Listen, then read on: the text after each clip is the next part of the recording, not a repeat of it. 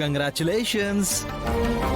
Dance competition లో second round లో win అయిన భూమి గారికి హార్దిక శుభాకాంక్షలు. తీసుకో. Thank you cherry. అదేంటి భూమి, ఫైనల్ రౌండ్ కి సెలెక్ట్ అయిన ఆనందంలో నువ్వు లేడి పిల్లలాగా నాట్యం చేస్తావని అనుకుంటే నువ్వేంటి ఏదో ఆలోచిస్తున్నావు? I got it. Final round ఎలా ఫేస్ చేయాలని ఆలోచిస్తున్నావు కదూ? నో డౌట్ భూమి, ఖచ్చితంగా నువ్వే విన్ అవుతావు. అదేంటి భూమి, నేనేదో చాలా ఎక్స్పెక్ట్ చేస్తే ఇంత సింపుల్ ఎక్స్ప్రెషన్ ఇచ్చావు? భూమి, రేపు మా అన్నయ్యతో పెళ్లి, మరోవైపు ఫైనల్ రౌండ్కి సెలెక్ట్ అయ్యావు. ఎంతో ఆనందంగా ఉంటావు అనుకుంటున్న టైంలో ఇంత డల్గా ఉన్నావేంటి భూమి? అసలేమైంది? రేపే పెళ్లి, డాన్స్ కాంపిటీషన్ ఫైనల్ రౌండ్ కూడా రేపే. ఆహాహా, పెళ్లి రోజు బయటికి వెళ్ళకూడదని మావయ్య ఏదైనా ఆంక్షలు పెడతారని భయపడుతున్నావా? అలాంటి భయాలు ఏమైనా ఉంటే ఇప్పుడే తీసేసి అన్నయ్య నిన్ను ఉదయాన్నే తీసుకుని వెళ్ళి కాంపిటీషన్లో గెలిపించి మధ్యాహ్నం మండపానికి తీసుకొచ్చేసి 3 ముళ్ళు వేసేస్తాడు. That's all. అలా కుదరదు చెర్రీ.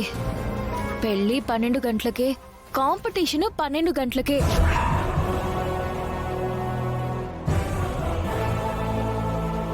అందుకే నేను ఇలా ఉన్నాను.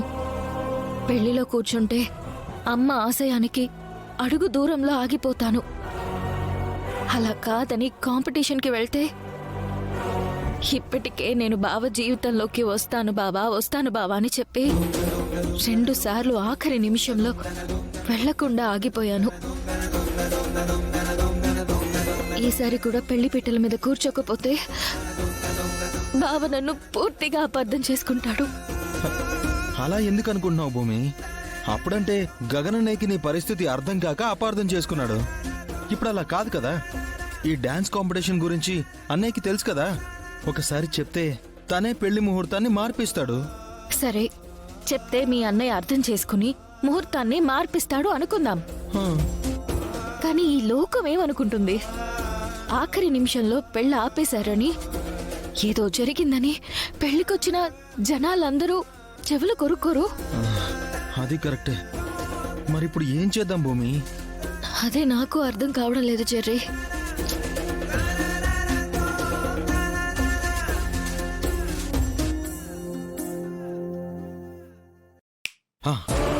ఎస్, ఇప్పుడు నీ ఎదురుగా ఉన్న ప్రాబ్లం అంతా సింపుల్ గా సాల్వ్ అయిపోతుంది. ఎలా చెర్రీ? మావయ్య దగ్గరికి వెళ్ళి ఇప్పుడున్న సిచ్యువేషన్ క్లియర్ గా ఎక్స్ప్లెయిన్ చేయి.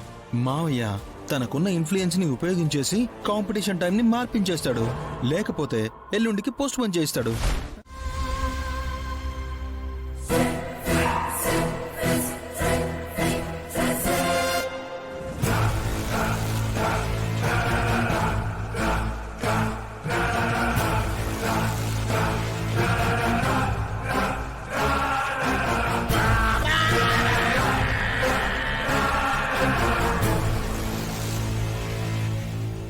ఏంటి, నన్ను చూసి షాకింగ్ అనిపించట్లేదా? అనిపించలేదు అంటే నన్ను చూడడం కంటే ఏదో పెద్ద షాకే తగిలినట్టుంది. అంతేనా? నేను రాను, పోలీస్ స్టేషన్ నుంచే డైరెక్ట్ గా జైలుకే వెళ్ళిపోతాననుకున్నావేమో.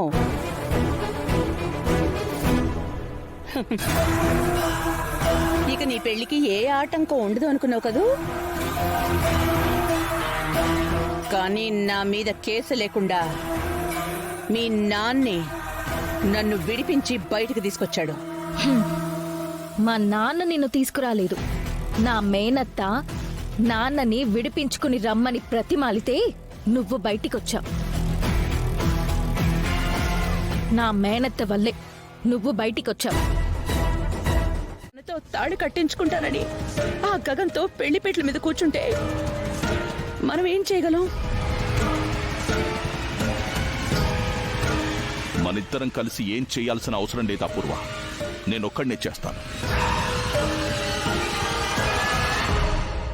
నిజంగా నువ్వు చెప్పినట్టు భూమి నా మాట జవదాటి వాళ్ళమ్మ ఆశయాన్ని గౌరవించకుండా పెళ్లిపీటల మీద వాడి పక్కన కూర్చుంటే తాళి కట్టే ముందే నేను వాణ్ణి చంపేస్తాను. ఆవేశపడకు బావా. ఇది ఆవేశంతో చెప్తున్న మాట కాదా పూర్వ? ఆలోచించే చెప్తున్నాను.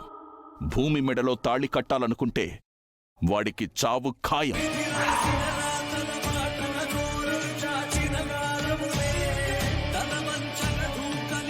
ఆ పని చేయి బావా. భూమిని చంపాలనుకున్న ప్రతిసారి ఆ గగన్ గడు అడ్డుపడుతున్నాడు. నువ్వు వాణ్ణి చంపేస్తే నేను భూమిని లేపేస్తా.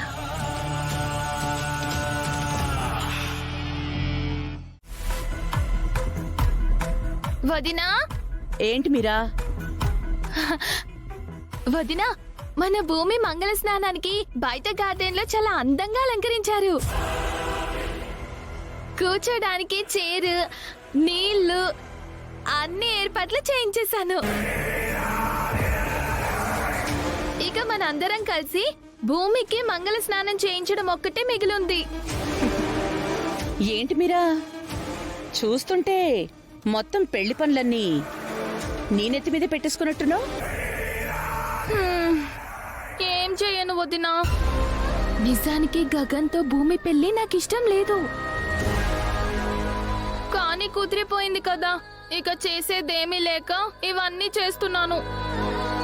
పైగా అమ్మలేని భూమికి అమ్మ స్థానంలో మేనత్తే అన్ని అయి నిలబడాలి కదా. మీరు స్నానం చేయించే దగ్గరికి పదండి, నేను భూమిని తీసుకొస్తాను.